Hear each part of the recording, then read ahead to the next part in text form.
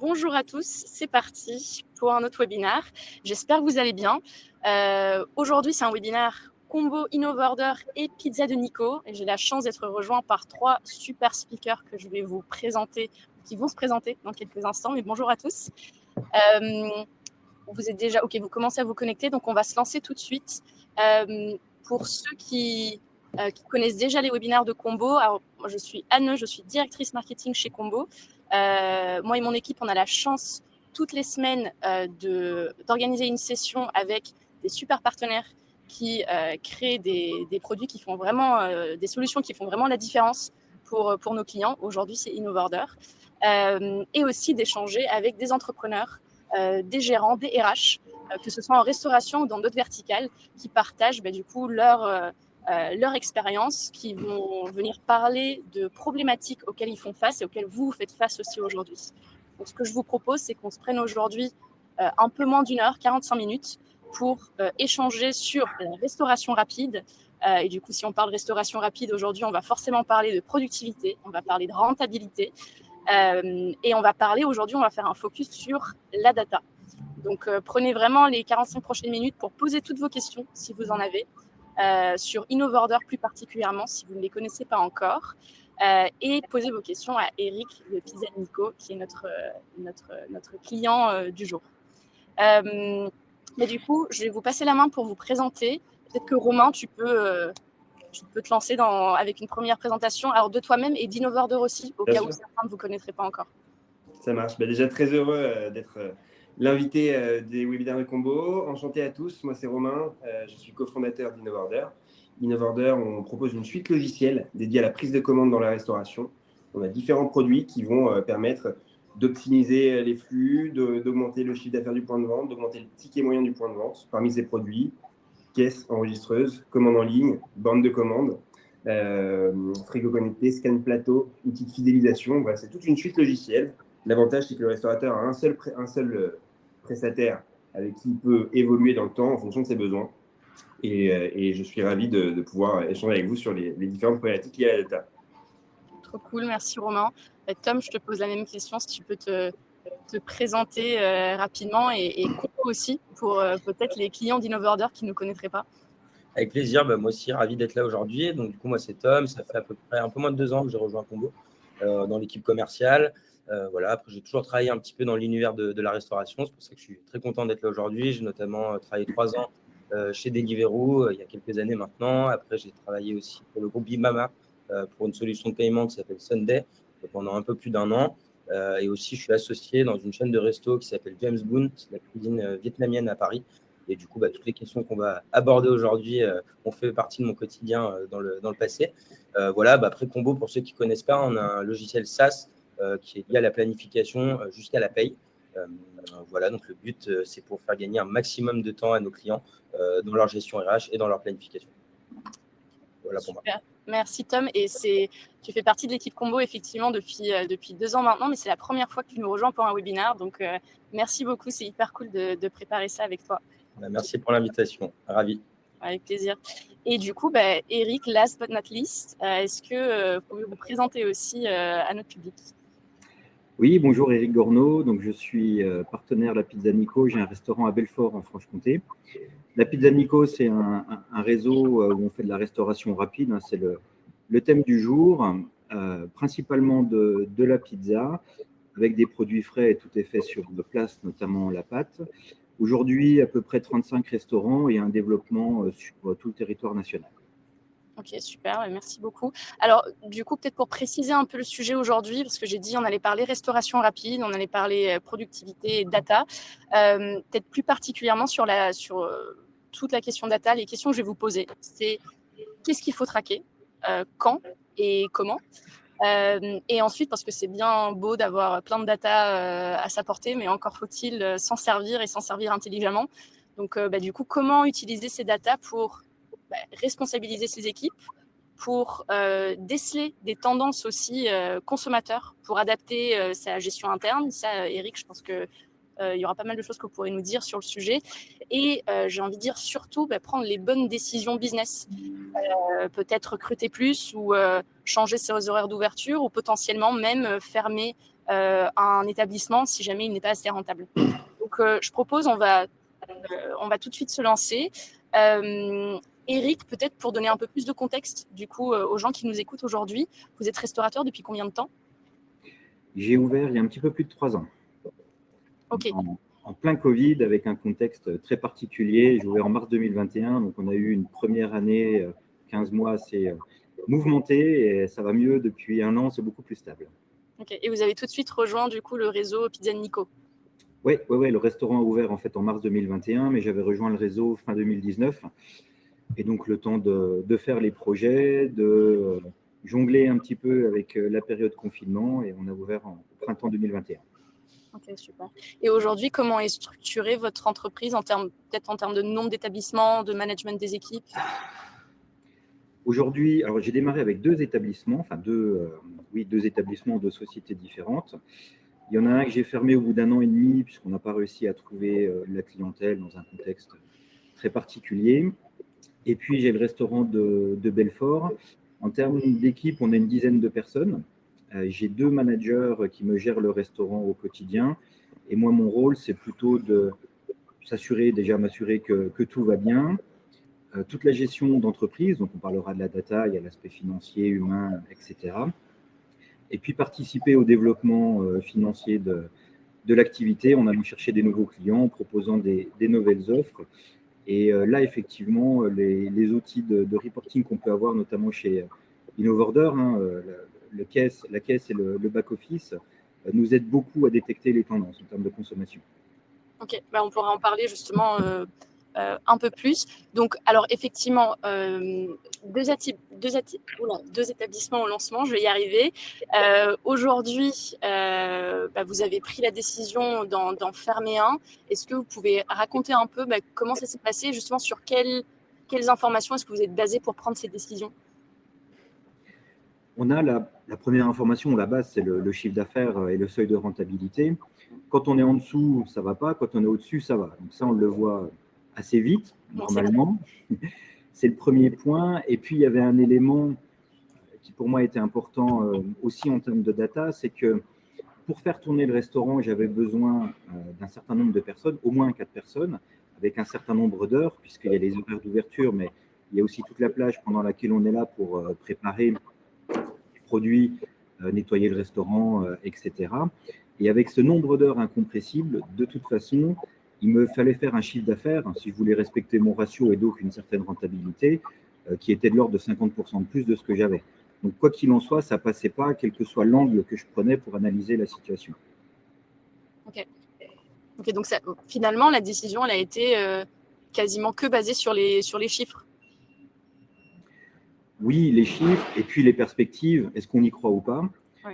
Bon, on a essayé beaucoup de choses, ça a duré un certain temps. Et à un moment donné, ma stratégie et moi, ma décision, ça a été de couper avant d'être vraiment dans une situation financière très compliquée. Mais effectivement, il y a l'instant T qui ne va pas, et puis il y a les perspectives où on se pose la question, est-ce qu'on croit qu'on peut y arriver ou pas? Avec ce qu'on a essayé, moi, j'ai considéré que j'y arriverais pas. Ok, et les 2 établissements se trouvaient dans la même ville? Non, à une vingtaine de kilomètres d'écart, donc un bassin de vie qu'on pourrait dire assez proche, mais finalement avec 2 typologies, soit de termes d'emplacement, de ville, de bassin de vie et de types de clients complètement différents. Ok. Et du coup, au contraire, vous dites que votre établissement à Belfort, c'est ça, se porte bien. Qu'est-ce que vous regardez comme indicateur et à quelle régularité? Parce que j'imagine que vous ne regardez pas tous les chiffres tous les jours. Non, pas tous les chiffres tous les jours. Le chiffre d'affaires toutes les 7 minutes à peu près. J'ai la malchance d'avoir une bonne appli InnoVorder qui me remonte en live le chiffre d'affaires. Et ça m'arrive encore à 2 heures du mat d'être encore dessus alors qu'il faut faire à 23 heures. Bon. Et ça, il ne faut pas le faire. C'est pas bien. Je crois qu'il faut prendre un petit peu de recul par rapport à ça. Une fois que le service est lancé, de toute façon, comme on dit, les dés sont jetés. On ne peut plus faire grand-chose. Blague mise à part, il y a effectivement le chiffre d'affaires qui est important. Et puis, il y a des indicateurs. J'en parlais un tout petit peu avant par rapport à mon premier établissement que je regarde au quotidien, qui sont le ratio d'heures passées au restaurant, donc le nombre d'heures planifiées, par rapport au chiffre d'affaires qu'on va faire. Et là, ce qui est bien, c'est que le chiffre d'affaires et ces ratios-là remontent automatiquement depuis InnoveOrder vers Combo. Et donc, le soir, dans la nuit, le lendemain matin, on va dire, j'ai ces chiffres-là qui sont déjà pré-mâchés. J'ai juste à me connecter, à les regarder et je vois directement si je suis bon ou pas bon par rapport à ce qu'on devait faire. Un autre élément aussi que je regarde plus à la semaine ou 2 fois par mois, InnoveOrder nous propose ce que j'appelle moi une carte de chaleur, je ne sais pas si c'est le bon terme d'ailleurs.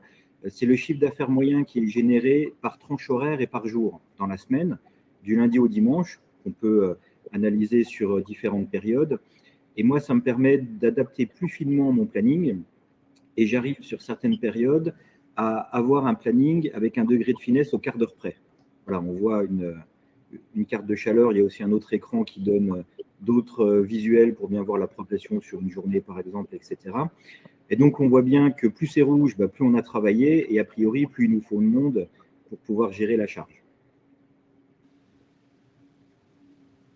Ok, donc effectivement, ça c'est presque, c'est au quotidien et à la semaine pour finalement, avec l'intégration entre InnoveOrder et Combo, on remonte le chiffre d'affaires, on voit ce qui a été effectivement réalisé, et puis vous de votre côté, vous vous dites, ok, est-ce qu'il faut que j'adapte les plannings de mon restaurant, est-ce que je leur demande de venir plus ou moins dans les semaines à venir, c'est ça?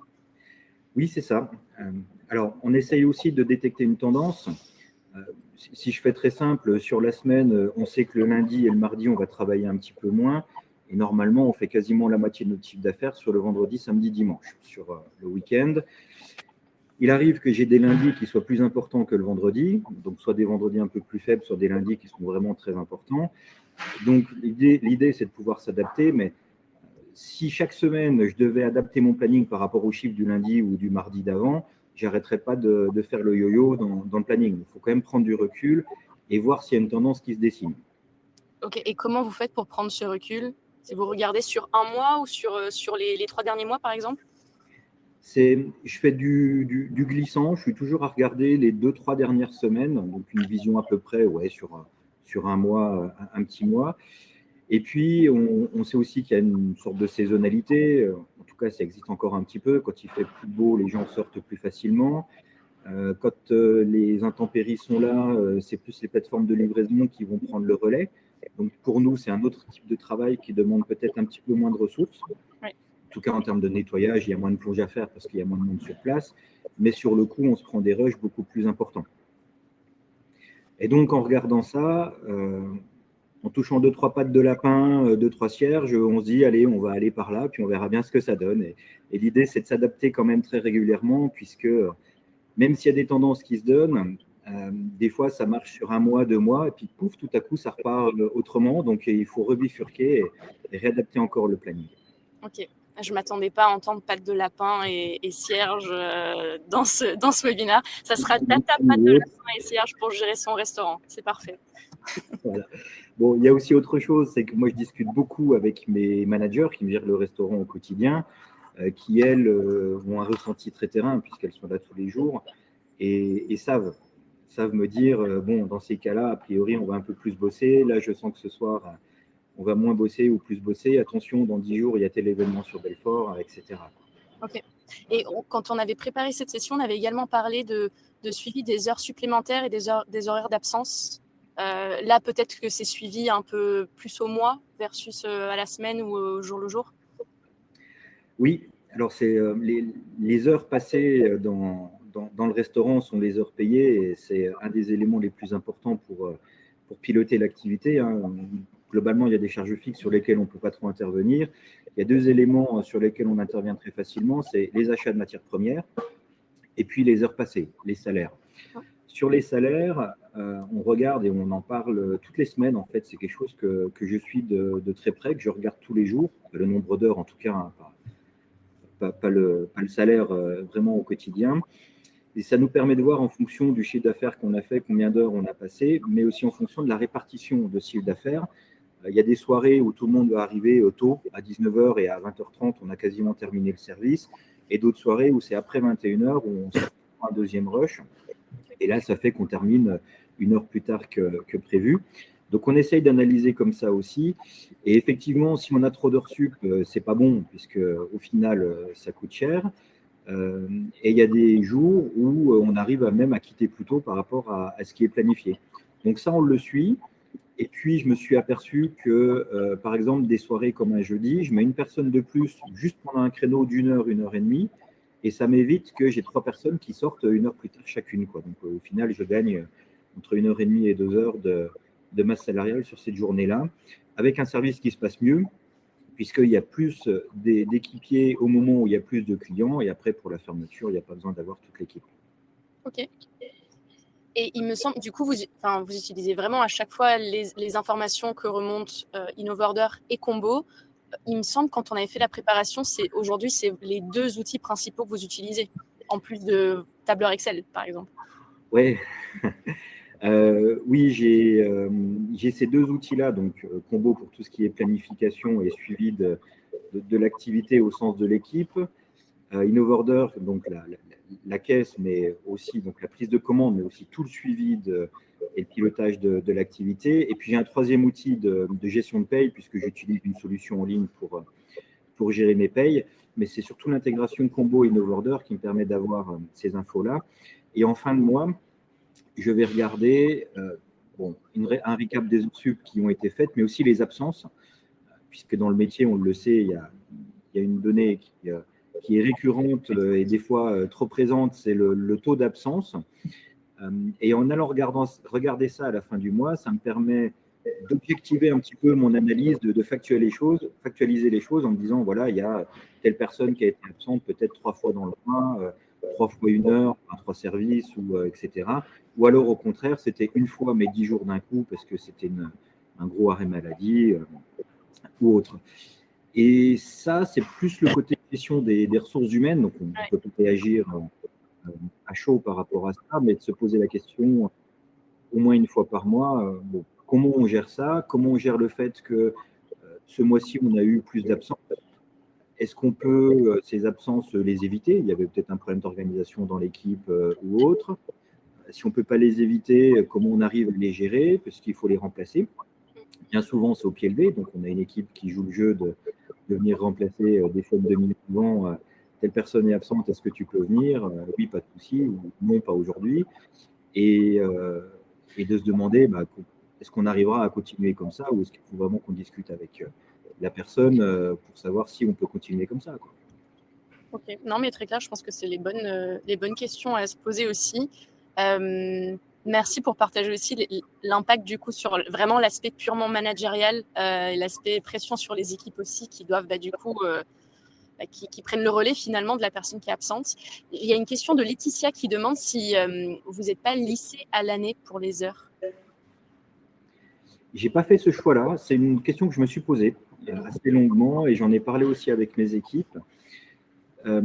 J'ai choisi de ne pas lisser pour une raison, il y a plusieurs raisons, mais la raison principale, je dirais, c'est que dans mon équipe, j'ai à peu près la moitié des personnes qui sont en gros contrat, donc 35 heures ou 25 heures, et l'autre moitié des personnes qui sont des étudiants, qui sont là en moyenne 10 à 15 heures par semaine, qui travaillent plutôt le week-end, et qui, eux, vont travailler plus, monter à 20, 25, 35 heures pendant les vacances. Donc, il y a les grandes vacances juillet-août, et puis aussi les autres vacances scolaires qu'on peut voir. Et pendant les grandes vacances, ou pendant les autres vacances, j'ai mes gros contrats qui vont prendre des congés, les étudiants qui vont prendre le relais, et je gère comme ça cette charge, on va dire, qui peut être un peu moins importante certains mois et un peu plus importante d'autres mois. Il y a aussi une donnée qu'on retrouve, en tout cas dans la pizza, c'est que des mois comme janvier et février sont des très gros mois. Curieusement, on pourrait se dire, c'est pas forcément les meilleurs mois, mais janvier, février, on bosse très bien. L'été, on bosse très bien aussi, puisque les gens sortent, il y a le tourisme, etc. Et on a des mois plus creux, comme par exemple le mois de novembre, et en général le mois de juin, curieusement, est un petit peu plus creux. Et ce n'est pas forcément les meilleurs mois pour pouvoir avoir des heures lissées, donc une charge de travail qui va baisser sur ces mois-là. Ok, très clair. Merci Eric. Tom, j'aimerais te renvoyer la balle. Est-ce que quand tu écoutes Eric parler, est-ce que ça des indicateurs qui suivent au quotidien, est-ce que c'est le reflet de ce que tu entends chez nos autres clients? Quels sont les indicateurs, selon toi, qui sont le plus regardés? Ouais, complètement. En vrai, pour venir compléter un peu ce qu'a dit Eric, hein, moi, j'identifie 2 indicateurs qu'on va pouvoir suivre. C'est d'abord les indicateurs RH dans un premier temps, et après les indicateurs un peu plus business. Quand je parle d'indicateurs RH, hein, ça va être notamment le taux d'absentéisme, le taux de départ, le taux de turnover, qu'on peut d'ailleurs obtenir dans un dashboard directement sur Combo, hein, qui en découle directement de la planification. Voilà, c'est exactement ça. Donc ça reflète vraiment la bonne santé, en gros, des salariés au sein de l'entreprise, hein, savoir s'ils sont fidèles à leur entreprise. Et pour moi, ça passe par plusieurs choses. Ça peut passer, et tout à l'heure, Eric en a parlé, c'est pour la bonne gestion de la planification. Je trouve que c'est un sujet d'ailleurs qui touche pas que la restauration, mais notamment sur l'équilibre vie pro, vie perso, de vraiment mettre en place des rotations, de respecter peut-être d'avoir des jours consécutifs de repos. Donc voilà, et pas créer de frustration au sein des équipes. Donc je pense que la planification est un des éléments importants pour fidéliser les salariés. Deuxième chose que j'avais observé, c'était pour la rémunération aussi. Et ça, on en a parlé rapidement, Eric. Mais c'est vrai, quand on peut se le permettre de bien payer ses équipes, surtout quand on a des personnes qui sont performantes et qu'on a envie de garder, je pense que la rémunération est un vrai sujet. Il y a un autre aspect aussi, je pense que Romain, pour le coup, est en plein là-dedans, mais c'est vrai que les pourboires sont en train de changer. C'est vrai que pendant longtemps, les pourboires, c'était la petite caisse de monnaie, le petit billet en fin de repas. Aujourd'hui, on a la possibilité de laisser des pourboires directement sur les TPE. Donc, je pense que Romain est peut-être mieux placé que moi pour le savoir, mais peut-être que les pourboires, justement, sont en train d'évoluer en ce moment et peut-être même d'augmenter grâce aux solutions et à la tech qui est mise en place. Et après, il faut avoir une bonne gestion de ça, hein, savoir est-ce que les pourboires vont être partagés entre les équipes, est-ce que ça va être des pourboires individuels, est-ce que ça va être des pourboires à la performance de chacun. Donc, j'avais identifié ça. Aussi, un autre sujet, mais qui est peut-être pas que lié à la restauration, la marque employeur. Donc, potentiellement, tu vois, tu as des salariés au sein de ton équipe, pourtant, pour leur proposer peut-être des formations, des projets de carrière, des perspectives d'évolution. Et ça peut faire aussi partie intégrante de la restauration pour fidéliser au maximum les salariés au sein d'une entreprise. Donc ça, c'était le premier indicateur. Deuxième indicateur, je parlerai plutôt de tout ce que tu as parlé aussi, Eric, là, notamment sur Combo, le fameux ratio de masse salariale. Donc ça, c'est grâce à l'intégration qu'on a avec InnovOrder aujourd'hui qui nous permet d'obtenir le chiffre d'affaires des établissements. Donc si on fait masse salariale divisée par le chiffre d'affaires, ça va nous donner ce qu'on appelle le ratio de masse salariale. Et ça fait un partie intégrante de ce qu'on appelle le prime cost. Donc le prime cost, c'est masse salariale plus achat de matières premières. Généralement, on estime qu'il faut qu'il soit à peu près autour des 65%. Et après, évidemment, comme tu l'as dit, Eric, il y a tout ce qui est charges fixes, eau, électricité, gaz. Et ça, c'est un autre paramètre qui rentre en compte, hein. Voilà. Et du coup, c'est vrai que c'est un ratio qui est facilement identifiable sur Combo. Et potentiellement, c'est dans l'optique de pouvoir optimiser les plannings. Je donne un exemple. Par exemple, tu as un début de semaine où il va y avoir une intempérie, tu as peut-être surstaffé ton équipe, et tu te rends compte que tes ratios ont explosé.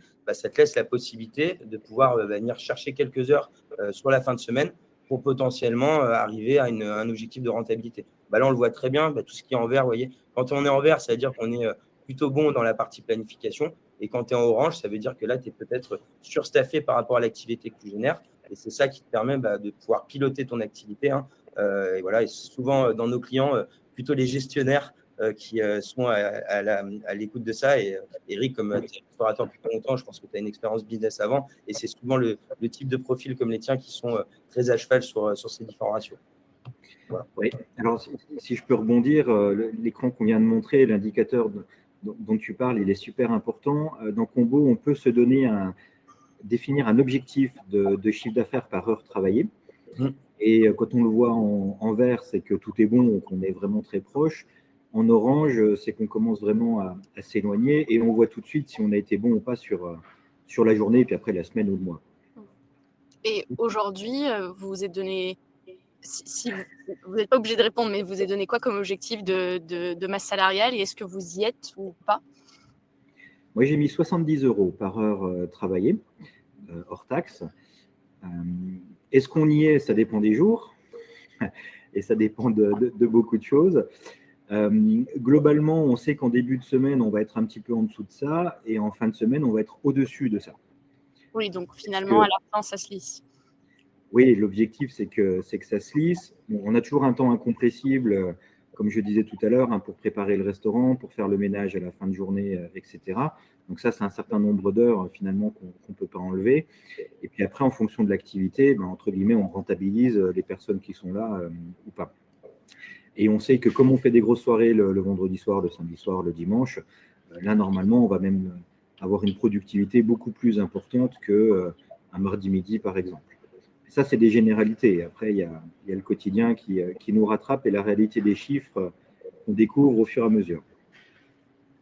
Ok, très clair. Merci Eric. Je vois d'ailleurs, je lance des petits sondages de temps en temps pendant que vous êtes en train de parler pour voir un peu où en sont justement les gens qui nous écoutent. Et là, j'ai demandé, est-ce que vous connaissez votre ratio de masse salariale? Et pour l'instant, les répondants sont plutôt sur du négatif. Ils ne connaissent pas leur ratio de masse salariale. C'est pas quelque chose qui suit. Je vois votre réaction, Eric. Ah, c'est pas bien du tout, ça. Ça, c'est un vrai problème. Bon, parce qu'effectivement, c'est un des éléments sur lesquels on peut le jouer le plus facilement. Et c'est la rentabilité. On est dans des métiers où les marges sont quand même de plus en plus faibles. Alors nous, on a la chance d'avoir un ratio qui est un peu inférieur quand même à 65% si on fait matière première plus masse salariale, mais ça a quand même augmenté depuis 2 ans. On connaît tous le contexte global qu'on ne peut pas maîtriser. Et il faut absolument connaître la masse salariale. Alors, dans le pire des cas, si vous n'avez pas encore les outils avant de prendre vos abonnements chez InnoOrder et Combo, regardez vos fiches de paye de vos salariés, tout est inscrit dessus et le coût global employeur. Comparez ça au chiffre d'affaires hors taxe que vous avez fait, ça vous donne déjà un premier indicateur. Je voulais aussi préciser, tout à l'heure, j'ai dit que j'avais mis, moi, 70 € comme objectif. Ces 70 €, ce n'est pas parce que moi je l'ai fait que c'est un bon chiffre. Dans mon contexte à moi, j'ai une part de chiffre d'affaires sur place qui est de l'ordre de 50%. J'ai à peu près après 25% d'emporté et 25% avec les plateformes de livraison. À Belfort, on n'a que Uber Eats, mais ça pourrait être Deliveroo aussi ou d'autres. Et forcément, plus on va faire de chiffre d'affaires avec les plateformes de livraison, plus ce chiffre il va augmenter, puisqu'on sait que, j'allais dire artificiellement, le chiffre qu'on fait avec une plateforme de livraison quand on vend une pizza ou un autre produit est plus important que quand on le vend à emporter ou sur place, puisqu'on a les coûts liés à l'activité de la plateforme. Et si je n'avais pas ces plateformes-là, par exemple, je serais peut-être plus à 60 € de l'heure. Ok, très clair. Et ça, du coup, Romain, je ne t'oublie pas. Est-ce que sur la partie, les indicateurs qui sont regardés par les clients chez InnoOrder, c'est là où j'aimerais beaucoup avoir un peu ton retour d'expérience. Qu'est-ce que vos clients traquent en priorité? Et d'ailleurs, peut-être qu'il y a des choses qui sont sous-exploitées aujourd'hui par vos clients chez InnoOrder et que tu aimerais mettre en avant? Sans faire de grands secrets, Eric, c'était le premier indicateur qu'il a cité aujourd'hui le plus regardé, c'est le chiffre d'affaires. C'est le North Star KPI, c'est ce que tout le monde regarde. Évidemment, ça doit être relié à une rentabilité, parce que le chiffre d'affaires, ça ne fait pas tout. Mais principalement, et c'est le plus addictif, c'est le chiffre d'affaires que va générer mon point de vente en tant que restaurateur. Ça, c'est, on va dire, la couche 1. La deuxième, la couche en dessous, c'est d'où ce chiffre d'affaires est composé, c'est la multiplication entre un nombre de commandes multiplié par un ticket moyen. Par une ticket moyen. Et donc, du coup, c'est deux indicateurs aussi qui sont aussi importants pour granulairement essayer de comprendre son activité et essayer de voir comment on va avoir des leviers pour augmenter son nombre de commandes ou en tout cas optimiser son panier moyen. Et comme l'a cité Eric aussi, on va pouvoir rentrer plus dans le détail de ces chiffres. D'où vient mon chiffre d'affaires? Eric l'a cité, 50% sur place, 25% en livraison, 25% en emporté, si ma mémoire est bonne. Et donc, du coup, c'est important de savoir d'où provient son chiffre. Parce que si on parle de rentabilité ou de marge, c'est pas pareil de vendre, de faire une commande à 30 € sur des marketplaces qui vont prendre du coup un pourcentage aussi sur la commande, que de le faire sur place ou que de le faire à emporter. Donc tout ça, c'est pour après derrière permettre à Eric entre autres, ou en tout cas à nos clients restaurateurs, de pouvoir essayer de comprendre leur activité et de pouvoir les différents leviers qu'ils peuvent utiliser pour optimiser et rentabiliser au mieux toute cette partie-là. Donc, le chiffre d'affaires, de comment est fait mon chiffre d'affaires, Est-ce que j'ai beaucoup de clients? Est-ce que j'ai un panier moyen fort? Ou en tout cas, comment il est décomposé? Et après, d'où vient mon chiffre d'affaires pour essayer de comprendre au mieux quelles sont mes actions que je peux mettre en place pour développer encore mieux l'activité. Okay. Et je peux... on a un visuel de l'application. Exactement. Donc ça, c'est un des écrans du back-office Innovorder. On a vu la heatmap. Donc c'est ce qui est, comme l'a expliqué Eric, c'est les zones de chaud et de froid en fonction d'une période que je sélectionne et décomposée par jour et créneau horaire de la semaine. Mais on fournit en fait plein de ce qu'on appelle data viz. On essaie de faire parler la donnée pour essayer de faire comprendre aussi bien au niveau des ventes que des ventes produits, que du classement si je suis multifranchisé. Et aussi, on a un onglet temps réel pour suivre vraiment de façon assez granulaire l'activité. Quand je parlais tout à l'heure d'où provenait mon chiffre d'affaires, il provient aussi de quel canal. Est-ce qu'il est sur le canal de la borne, en caisse, sur Deliveroo, sur Uber Eats? Est-ce que l'un des canaux a un ticket moyen plus élevé et donc du coup, je vais pouvoir jouer par rapport à ça? Donc, on va dire la partie, ce qu'on appelle IO Analytics, donc c'est la partie data visualisation d'Innovorder par rapport à tous nos outils qui centralisent un peu tous les flux de commandes, permet justement d'avoir des tendances, des indicateurs pour qu'en un coup d'œil, je puisse comprendre mon activité et voir soit des warnings, soit des bonnes nouvelles par rapport à mes pics d'activité. Et pour compléter ce que disait aussi Tom, effectivement, un partenaire comme Combo a beaucoup de valeur pour nos clients et pour Innovorder aussi. Le fait de partager cette donnée pour encore plus l'enrichir et encore plus permettre à nos clients d'avoir, on va dire, une communication parfaite en fonction des différents outils, permet de gagner du temps à nos restaurateurs et faire en sorte qu'on puisse les aider pour développer au mieux l'activité, surtout par rapport dans un contexte comme l'a cité Eric, où les marges sont de plus en plus basses. Et donc, du coup, tout l'enjeu est d'être un fin stratège et d'exploiter bien ces données pour pouvoir se développer. Et merci Romain. Et aujourd'hui, Innovorder, vous accompagnez des clients dans quelle verticale? Alors nous, on est essentiellement sur la restauration, ce qu'on appelle vente au comptoir, donc restauration rapide, qui est un secteur assez particulier. Donc, la première activité restauration rapide, premier marché. Deuxième marché qui représente aussi 50% de notre activité, c'est la restauration collective. On travaille beaucoup avec des acteurs de restauration collective, pour ne pas les citer, Elior, Sodexo, etc., qui ont in fine à 90% les mêmes problématiques qu'un restaurant de la restauration rapide. Comment j'optimise mon chiffre d'affaires, comment j'améliore l'efficacité opérationnelle de mon point de vente. On a parlé des opérationnels, c'est eux qui sont le nerf de la guerre en fait pour justement développer ce chiffre d'affaires et absorber ses clients. Donc voilà, on a deux marchés. Sur la restauration rapide qui nous intéresse, on travaille avec trois segments de cette restauration rapide. Le premier, c'est ce qu'on appelle le restaurateur ambitieux, un restaurateur qui veut se lancer, qui veut ouvrir un restaurant, qui veut se développer et qui veut potentiellement devenir une franchise. Notre deuxième segment, c'est les chaînes à forte croissance, dont Pizza Nico en fait partie. Client historique d'ailleurs, qu'on a suivi depuis de nombreuses années.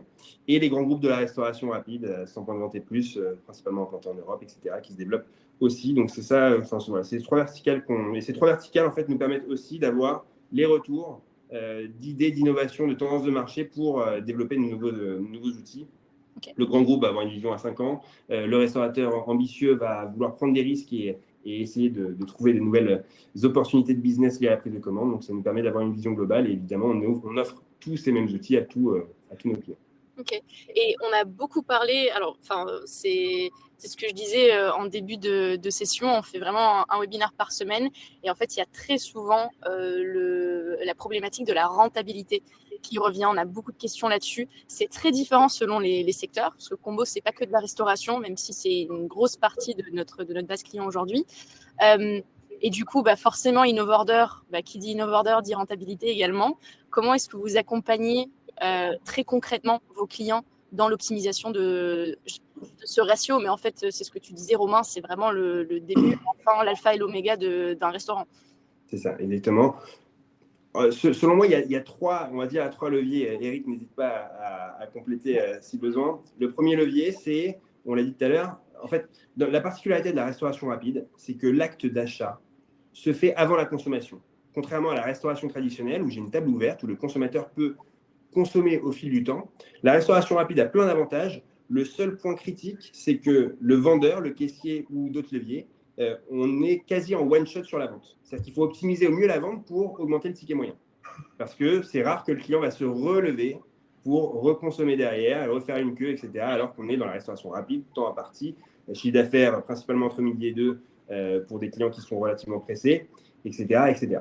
Donc, le premier levier, c'est comment j'optimise ce ticket moyen, comment j'augmente ce ticket moyen. On parle de rentabilité, je parlais plus de retour sur investissement lié à d'autres produits aussi qu'on va proposer. Donc, le premier levier, c'est ça, c'est comment j'optimise mon ticket moyen. Et pour ça, j'ai différents exemples. Un que j'ai en tête parce qu'on l'a lancé, on a beaucoup de retours très satisfaisants de nos clients par rapport à la problématique de l'offre one shot. Une fois que le client a payé, il ne va pas forcément recommander, ou en tout cas, ça va être rare. Or, la problématique pour le client dans cette restauration rapide, c'est qu'il doit sizer, il doit anticiper sa faim avant même qu'il ait consommé. Donc, du coup, on peut parfois se tromper en se disant je ne vais pas prendre des desserts parce que voilà, j'ai envie de faire attention, mais à la fin, j'ai quand même faim. Donc, spontanément, à table, je peux me dire j'ai envie d'un dessert et je ne vais pas le prendre. Et donc, du coup, c'est un manque à gagner pour le restaurateur. Et c'est une déception, on va dire, par rapport au bon temps passé au restaurant pour le client. Donc, pour optimiser le ticket moyen, on met en place sur la caisse on va pré-mâcher le travail pour le caissier pour faire en sorte qu'il n'oublie jamais de poser une question. Est-ce que vous voulez un supplément? Est-ce que vous voulez une boisson, etc. On propose aussi également des bandes de commande qui vont, je ne vais pas vanter les mérites de la bande de commande, mais en moyenne, c'est entre 10 et 25-30% de panier moyen augmenté parce qu'on a des belles photos, parce qu'on crée des parcours intelligents, etc. Néanmoins, le sujet de tous nos clients, c'était comment, par la suite, une fois que le client a payé, je peux augmenter le ticket moyen. On a mis en place des QR codes à table qui permettent de faire en sorte de capter. On a un client sur 5, un consommateur sur 5 qui commande sur les QR codes, qui vont commander soit des boissons, soit des desserts. Dans la restauration, Eric, tu me reprends si je dis des bêtises, mais c'est là où on marge généralement le plus. Boissons et desserts. Et c'est là aussi où parfois on a du mal à vendre. Parce que c'est, encore une fois, c'est des produits complémentaires. Je parle hors menu, hein, évidemment, mais c'est des produits complémentaires qui peuvent être compliqués à vendre. Et donc, du coup, ça nous permet de capter ça et donc, du coup, d'augmenter, de passer d'un ticket moyen de 14 € à 16,50 € ou 17 €. Et ça permet d'augmenter le chiffre d'affaires du restaurateur. Donc, le premier point, c'est le ticket moyen. Deuxième point, c'est comment je vais capter le plus de clients possible. Encore une fois, on est dans un délai imparti. Et comment je vais fluidifier les flux et absorber le plus de clients pour justement générer le plus de chiffre d'affaires. Parmi ça, il y a évidemment le caissier qui a un rôle majeur et important dans la prise de commande, évidemment, mais surtout dans ce qu'on appelle l'assemblage, le fait de pouvoir être un peu le chef d'orchestre entre la personne qui va préparer et qui va faire le sac pour remettre ça au client.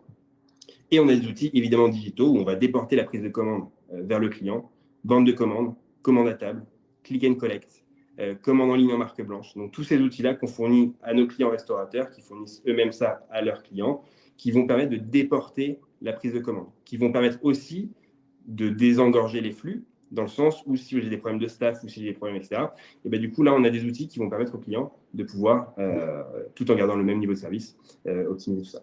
Et le troisième point, et je m'arrêterai là-dessus, le troisième point, c'est l'optimisation opérationnelle. On a parlé de prise de commande, mais évidemment, il y a aussi derrière des personnes qui savent faire des choses, qui savent produire. À la pizza de Nico, c'est évidemment la pizza. Et donc, du coup, c'est cœur et clé d'avoir des personnes bien formées, mais surtout efficaces d'un point de vue opérationnel avec les bons outils. Et on fournit également chez Innovorder des outils comme les kitchen displays, les écrans de cuisine, qui vont permettre d'optimiser, de donner des indicateurs de temps, depuis combien de temps le client attend cette pizza, etc., pour justement fluidifier au maximum. C'est selon moi ces trois leviers qui permettent, en mettant les bons outils, en suivant les bons KPIs, d'optimiser le retour sur investissement ou la rentabilité, tout dépend de quel point de vue on parle. En tout cas, c'est comme ça qu'on accompagne nos clients chez Innovorder, sans compter évidemment tout le lien qu'on peut avoir avec Combo sur le staff et le RH. Ok, merci beaucoup Romain. Eric, de votre côté, vous avez les bornes de commande? Pas encore sur Belfort. On en a sur d'autres points de vente dans le réseau. Okay. Romain a dit l'essentiel sur les bornes de commande. C'est un outil qui fonctionne super bien. On s'aperçoit qu'il y a une clientèle qui est très captive pour ça et qui va aller naturellement sur la borne de commande. Il y a un autre type de clientèle qui, elle, ne va pas vouloir de borne de commande et préfère encore avoir l'accueil au comptoir. Et donc, la répartition se fait naturellement entre les gens qui rentrent dans les points de vente.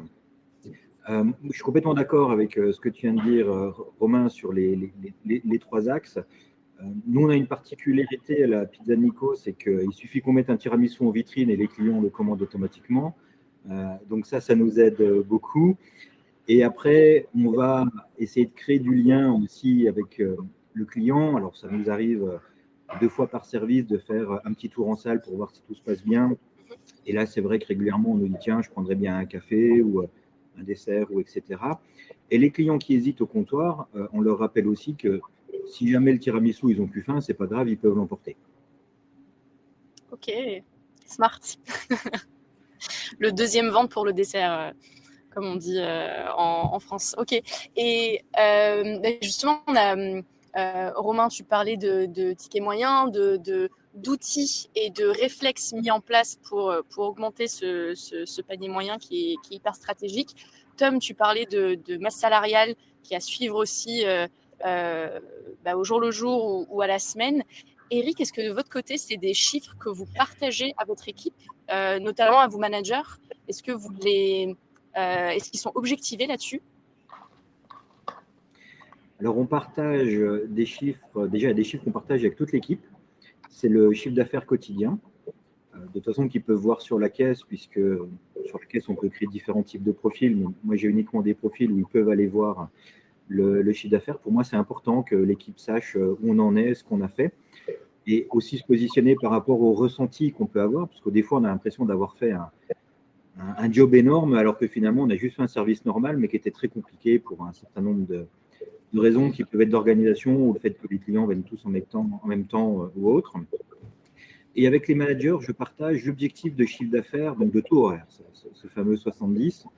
La masse salariale en elle-même, je ne la partage pas directement puisque je pense qu'elle leur parlerait moins. On est un type d'établissement qui est ouvert tous les jours. Donc, évidemment, au mois de février, on va avoir une masse salariale aussi importante qu'au mois de janvier ou qu'au mois de mars, avec 2 jours de moins, donc en gros 8% quasiment de chiffre d'affaires en moins, si on considère qu'on fait le même chiffre d'affaires tous les jours. Et donc, j'essaie de leur donner des informations en transparence parce que c'est important que les personnes comprennent, mais la bonne information pour qu'elles puissent directement en faire quelque chose dans leur analyse. Ok. Et j'ai une dernière question sur comment vous utilisez ces indicateurs pour vos équipes. Une fois que vous voyez tous ces indicateurs, est-ce que vous collaborez avec vos équipes pour identifier justement des points dans le service où on peut encore gagner en efficacité ou peut-être où il manque quelqu'un?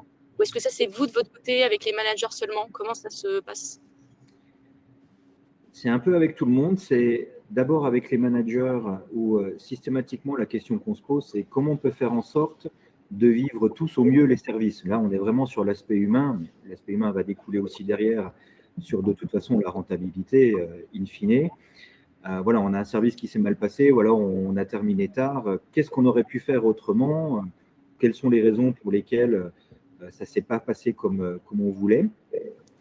Et puis, moi, je suis quasiment tous les jours dans le restaurant, donc je regarde comment ça se passe.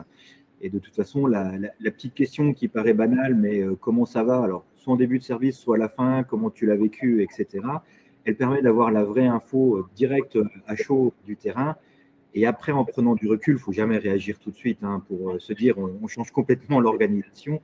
Mais en prenant du recul, on peut se dire ah oui, effectivement, on pourrait changer ça. Voilà. Et c'est comme ça que j'en arrivais à dire tout à l'heure, un exemple tout bête. Au quart d'heure près, j'arrive à gérer certains éléments de planning. Aujourd'hui, j'ai une personne qui arrive à 11h45 et puis à midi comme je faisais avant. Une personne supplémentaire. Voilà.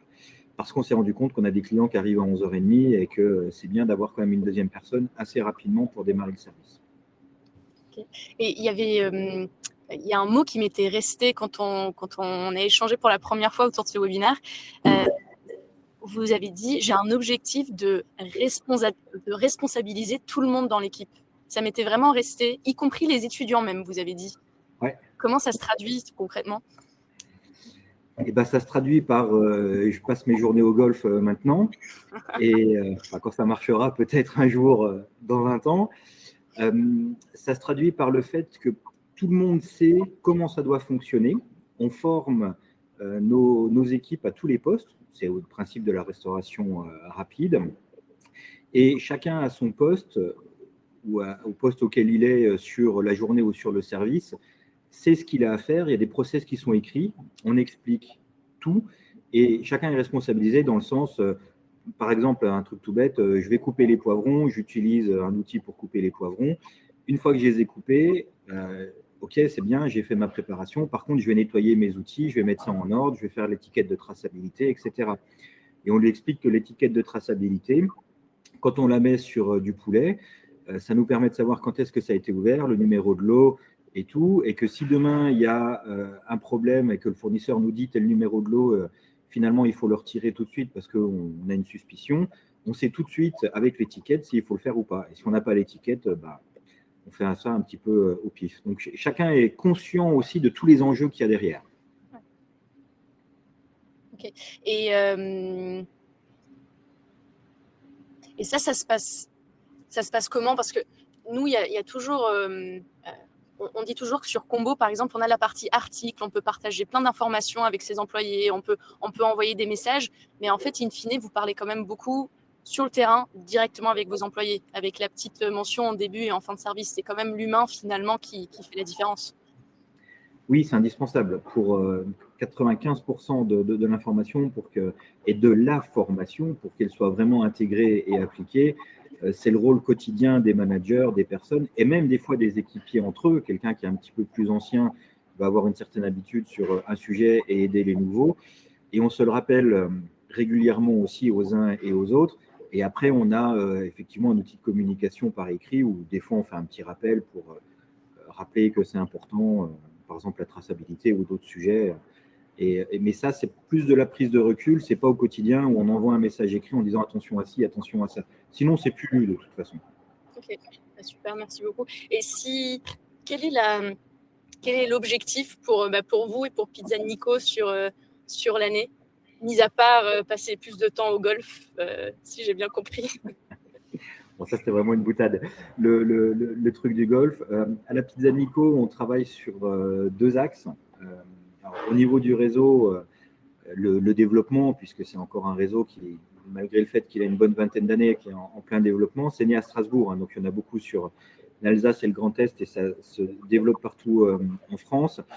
Et on travaille au quotidien sur la qualité de nos produits, le référencement des fournisseurs, le fait de faire à la chasse à tous les intrants, donc les colorants, toutes les saloperies qu'on peut retrouver dans certains produits. Et ça nous monopolise tous, y compris dans nos points de vente en tant que partenaire, parce qu'on remonte assez souvent même les retours du client par rapport à certains produits. Et puis, moi, plus personnellement, donc j'ai Belfort qui tourne bien. Maintenant, je vais commencer à regarder pour aller ouvrir d'autres Pizza Nico sur la région sur laquelle j'habite. Ok, super. C'est des beaux projets.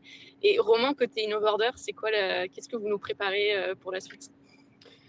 Alors, pour la suite, on a eu déjà différentes actualités. On a 3 grandes actualités, on va dire. La première, c'est l'ouverture de gros complexes de food court où on est assez spécialiste là-dessus. Donc, des parcours de vente, on va dire, assez innovants et qui répondent à pas mal de problématiques. Donc, ce qu'on appelle le multi-basket, le fait qu'un client puisse commander à sa table dans plusieurs points de vente d'un food court, puisse suivre en temps réel où en est l'état d'avancement de chaque produit qu'il a commandé dans différents points de vente, etc. Donc ça, on a ouvert 2 gros food courts, un qui s'appelle Boom Boom Villette, qui est situé à Paris, à la Villette, et le deuxième, c'est la Communale, qui est le deuxième de grande contrôle à Paris, la Communale qui est à Saint-Ouen. Donc tous les Parisiens ou régions parisiennes, je vous invite à aller dans ces lieux hyper sympas. Deuxième actualité, c'est lié aux Jeux Olympiques. Donc, on a gagné pas mal d'appels d'offres sur la partie Jeux Olympiques où on va équiper notamment le Stade de France. Donc, toutes les équipes là sont bien mobilisées par rapport aux JO pour justement couvrir le spectre fonctionnel et surtout de pouvoir permettre à nos clients de gérer le plus de flux possible dans ce minimum de temps. Donc là, on est dans la restauration rapide. On a un énorme flux clients à pouvoir gérer. Et le troisième axe, c'est toute la partie paiement. Donc, InnoVorder, on sort actuellement notre propre système de paiement, aussi bien physique qu'en ligne, de façon à permettre à nos restaurateurs de gagner encore plus de temps dans leur gestion, notamment la réconciliation des ventes liées au TPE, par exemple, et aux commandes. Et donc, on a tout un système assez innovant avec des caisses qui vont permettre de pouvoir encaisser en sans contact directement les commandes passées, les bornes également. Donc voilà les 3 grandes actualités d'InnoVorder en ce moment. Ok, très cool. Bon courage pour les JO. Ça va être cool. Ça va être sport. Ouais, ça va être très cool. Peut-être pour finir, parce qu'il est 50, donc on va finir sur... J'aime toujours poser cette question. Si vous aviez un conseil à donner à un restaurateur qui débute, ce serait lequel? Je vais vous la poser à tous les trois. Premier qui est inspiré, allez-y. Moi, si je peux commencer, moi, je pense que déjà l'emplacement, quand même un élément hyper important, d'avoir le meilleur emplacement, de bien étudier surtout la zone, je pense, de bien étudier les flux, les passages, aussi bien à pied, routier, tout ça. Je pense que vraiment l'emplacement, le prix aussi, voilà, si c'est l'achat du fonds de commerce, quel va être le loyer, donc toutes ces questions-là sont pour moi essentielles, mais je dirais bien l'emplacement. D'ailleurs, Eric, j'avais une question pour toi. C'est vrai que tu as parlé du Covid tout à l'heure, notamment le point de vente que tu as fermé. Est-ce que tu penses que c'est dû notamment à une évolution de la zone? Je sais que nous, on a connu ça avec notre restaurant Le Valois, où avant le Covid, c'était une zone qui marchait très fort. Et après le Covid, il y a eu le télétravail qui s'est mis en place. La zone a complètement changé. Et c'est vrai que on a été pas mal impacté par ce changement suite au Covid. Est-ce que toi, ça fait partie justement des éléments qui t'ont touché sur ton restaurant que tu as fermé, par exemple? C'est au moins la moitié de la décision et des raisons. Les gens qui auparavant descendaient déjeuner en ville et aujourd'hui qui sortent plus et qui amènent leur sandwich ou d'autres solutions. Ok. Romain, si tu as un conseil à donner à un restaurateur qui débute? L'un des conseils que je donne souvent à des restaurateurs qui viennent nous voir, qui veulent ouvrir comme projet d'ouvrir, c'est de faire vivre à ses clients une bonne expérience de vente. Donc, peu importe en fait la typologie du produit qu'on va proposer, là on fait confiance aux interlocuteurs qui nous parlent. Tout l'enjeu, c'est l'expérience client, que le client puisse vivre une bonne expérience, d'enlever toutes les frictions liées à la vente. Et donc du coup, ça passe évidemment, comme le citait Eric, et j'ai oublié de le citer, par le personnel et par l'emplacement du point de vente, l'architecture du point de vente, les différents parcours de vente liés au point de vente. Donc voilà, pour moi, c'est l'un des conseils, c'est évidemment de bien s'entourer et tous les trucs qu'on peut dire de façon assez globale, mais l'expérience de vente est importante sur la restauration rapide. Et alors, je suis très content des interventions de Tom et Romain, puisque j'aurais dit ça, et avec un troisième conseil qui est pour moi tout à fait indispensable aussi, c'est n'oubliez jamais que vous êtes d'abord des entrepreneurs, des patrons, des patronnes d'entreprise, et que vous devez piloter ça. Peu importe ce qu'on va proposer, le service, le produit, même indépendamment de la restauration, on est en premier chef d'entreprise et notre responsabilité est de faire en sorte que la société fonctionne avec une certaine rentabilité. On ne parle pas d'avoir des rentabilités de malade comme on peut voir des fois sur les grandes chaînes d'infos, mais au moins gagner de l'argent, assurer à notre équipe qu'elle a son salaire tous les mois dans les temps qui vont bien, à nos fournisseurs qu'on les paye. Et ça, c'est vraiment la base pour pouvoir se poser ensuite des questions de comment on se développe, etc. etc. Franchement, je pense qu'on n'aurait pas pu trouver de meilleure fin. Merci beaucoup, Eric. Merci à tous les trois pour votre temps aujourd'hui. C'était hyper intéressant. Merci du coup aux gens qui nous ont rejoints aussi pour ce live et à ceux qui le regarderont après. Dans les prochaines semaines, je pense qu'on va avoir des sessions qui vont plutôt être focus sur la marque employeur. Pour ceux qui sont vraiment à fond sur des problématiques de recrutement, je pense que ça peut vous intéresser, avec Malou notamment. On va également parler comment réussir sa saison avec Tasty Cloud. Et je pense qu'on a un dernier webinaire de prévu avec Penny Lane avant l'été, parce que nous aussi, on prendra une petite pause pendant l'été sur le webinaire, avec Penny Lane sur comment soigner et vraiment tirer le maximum de la relation avec son expert comptable, qui est un grand sujet pour les gérants d'entreprise et où on a pas mal de questions aussi. Donc voilà, merci à tous les trois, merci à vous. Merci. Merci.